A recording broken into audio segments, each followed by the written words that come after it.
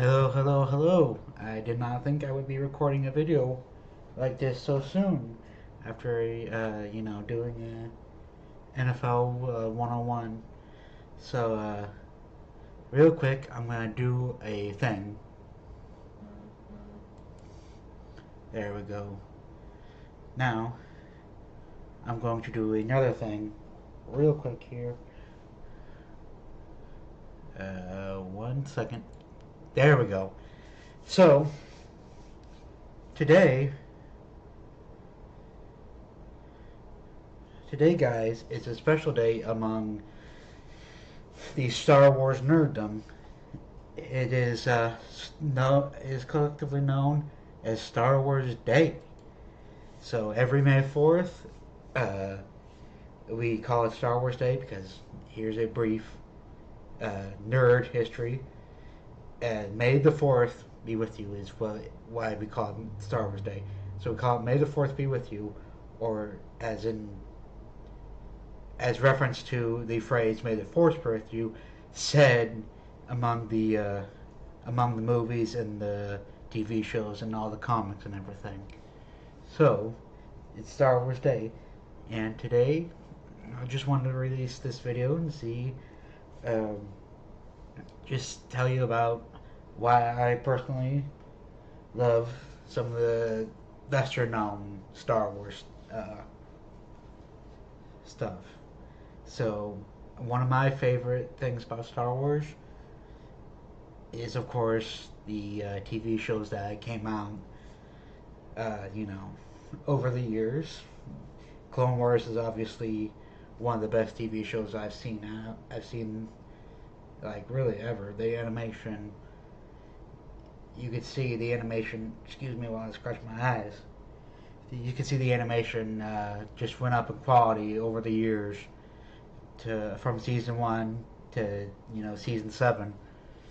Um, Obviously, the original movies that gave us all these Star Wars we could ever want. And if you're wondering if I'm going to talk about the sequels in this video, uh, hold on. No, I am not going to talk about the sequels. Why? Because personally, I don't like them. Number one. Number two, the reasons why I don't like them. Me and Nathan have talked about them on several occasions, and we want to save that for a podcast properly. Um, anyway, so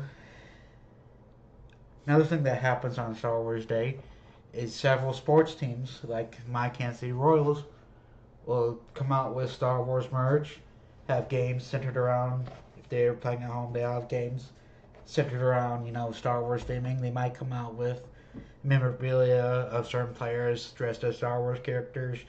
Uh, you know, certain other things that might happen. Star Wars related items might be on sale that day. That's just something I'd like to throw in there. Um, Another Star Wars, you know, uh, show. It is a show. Another Star Wars show I liked is, of course, Rebels. It's got a stacked cast from top to bottom, including Freddie Prinze Jr. and Tom Baker. They did really well in that show, and Rebels really made several emotional connections with me and with to the characters. Anyway, moving on to something, uh, you know, if you this might okay. I was gonna talk about the prequels, but that might take up the bulk of the video, so I will save that for last. Of course, we have shows like Star Wars Visions, which is an anime or an Star Wars stories told in anime style, which is freaking fantastic. Um, and I really like those shows. Of course, all the comics are amazing. Um, I miss Legends. There's several stories in Legends I wish they would have, adapted into movies. Um, of course, all the games. Force Unleashed is my favorite Star Wars game. It's probably one of the best Star Wars games I've seen ever come out, and I will debate that with anybody very furiously. Um, you can see that these type of episodes will be a lot more disorganized, at least from my standpoint, because when we go into the podcast, I try to keep my thoughts in order of what I'm gonna say next, and in regards to the topic. But here, I'm not really doing that. Here, I'm just spouting nonsense about Star Wars, which is an amazing franchise that you know many people have come to love, and many people have drawn connections to in their personal lives and everything. So, the bulk of this episode, at least in my eyes, will be my defense of the prequel trilogy. Now, am I saying it's bad? It's good. The writing isn't the best. No, I'll admit the writing for the prequels wasn't the best, but the stories it wanted to convey, I think it did convey masterfully. So this is the problem with writing a prequel after writing a story. So I would have much rather seen the first three movies come out, or the prequels come out as the first three movies, and the first three in the original trilogy come out as the as a sequel trilogy to the prequels. I think it would have been a lot better in terms of writing, because what really happened for the prequels is George Lucas was kind of in a narrative corner. He had to get Anakin turned into Darth Vader. Palpatine had to be Sidious. Um, what else? Luke had to be on Tatooine, and Leia had to be the Princess of Alderaan. As well as any new characters had to be either killed off or given a valid reason why they are not present in the original story. So, did George Lucas do that? Yes, he did. Poorly, also yes. But he also, looking back on it now with all the extra content that we have for the prequels, it was a lot better written. With it would have been it was a lot worse written originally than it was with added context. So, um, Anakin's turn to the dark side. It's a lot better given that he experienced that the Jedi Order just not only treating him badly. Let's be fair, the Jedi Order in the prequels treated Anakin badly. They also treated other people badly. Uh, they also it was we can see that in the story of Ahsoka. They treated her horribly.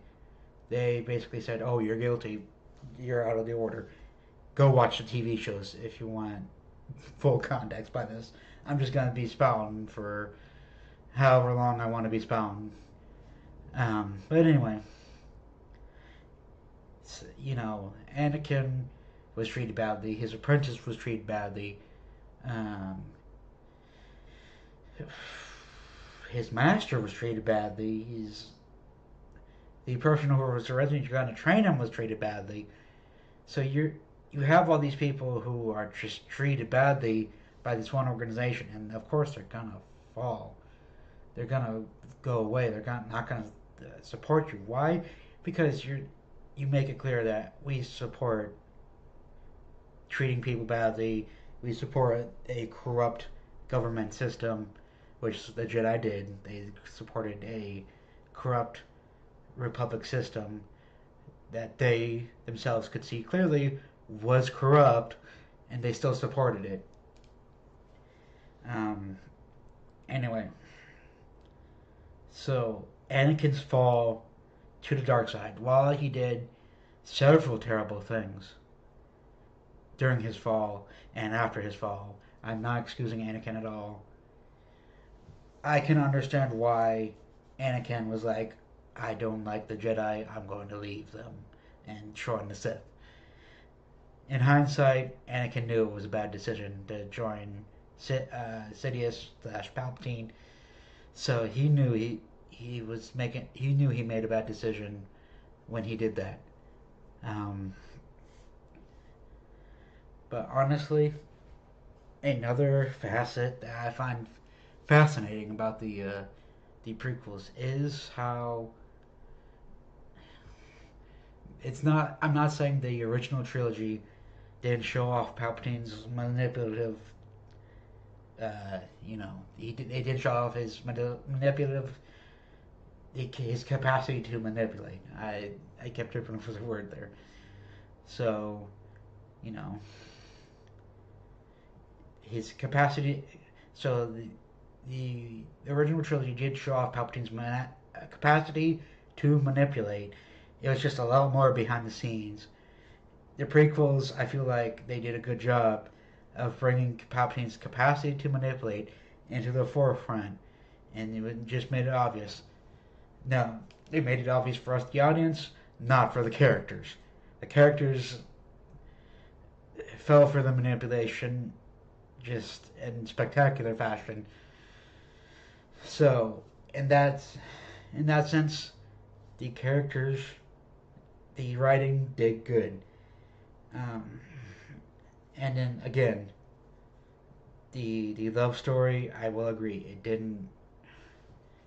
They didn't write the love story the proper way, so that kind of fell flat for me as I've got grown up and watched it again.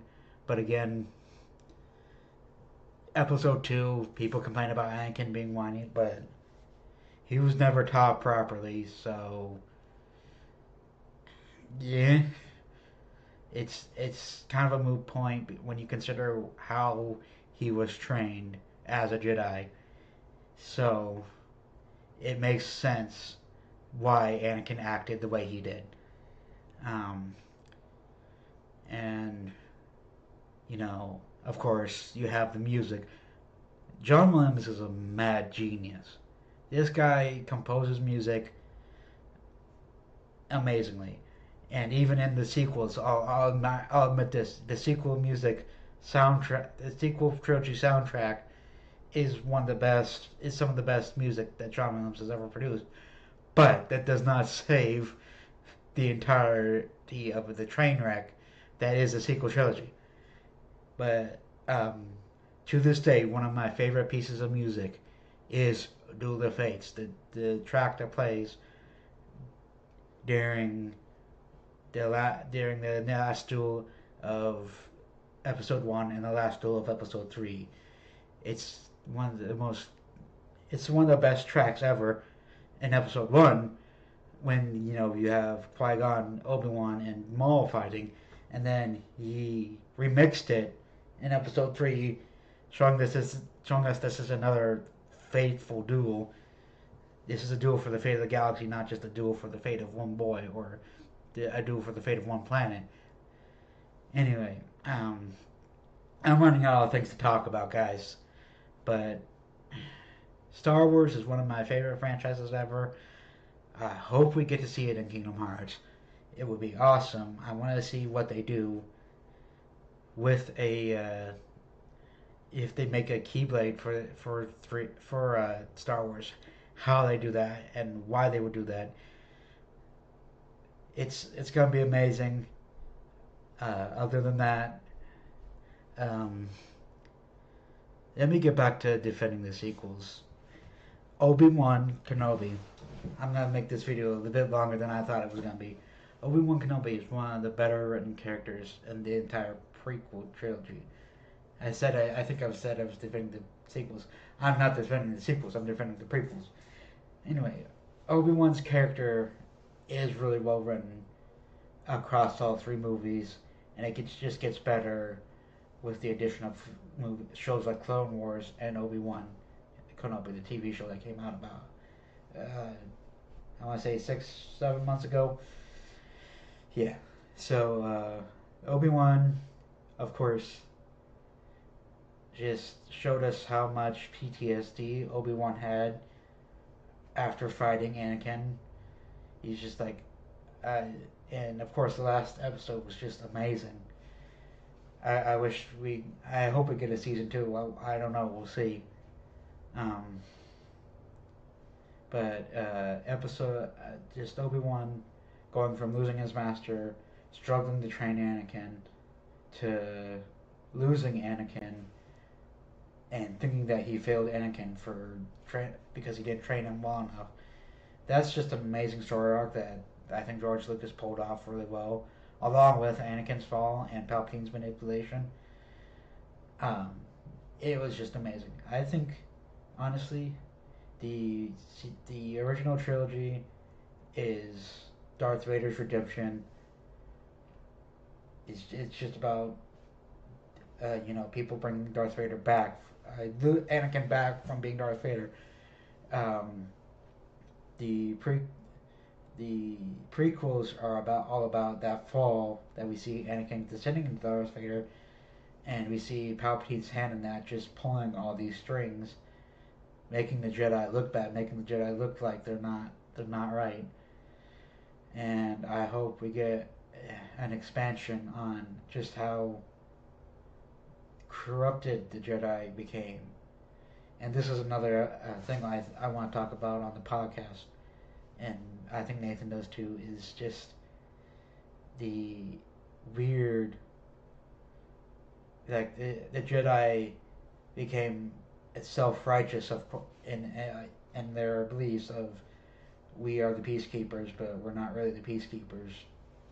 We we are the Jedi. We know what's right about the Force. We know what's right about everything. Anyway, actually, I think I'm gonna end my rant there.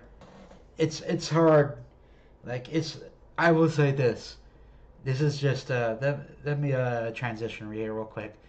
Um, I have found this episode a lot harder to do because me and Nathan work so well together, and I think it's awesome the way we work together. And in these individual episodes, I think it's gonna be hard for me at least to be to record these types of videos about myself, just nerdy videos. But I'm sure I'll figure it out. Anyway, I think I'm gonna stop the video there. Actually, um, I am excited for the future of Star Wars. I hope they're gonna come out with some actually good content. Uh, we'll see. Other than that, I'm gonna do not that one. Hold on. Pardon me while I figure this out. I'm gonna cut to this, and you guys like and subscribe. Uh, if you need anything, if you not need anything, if you like the video, like if you want to see more, subscribe. And there are links to our Patreon and everything else on our channel.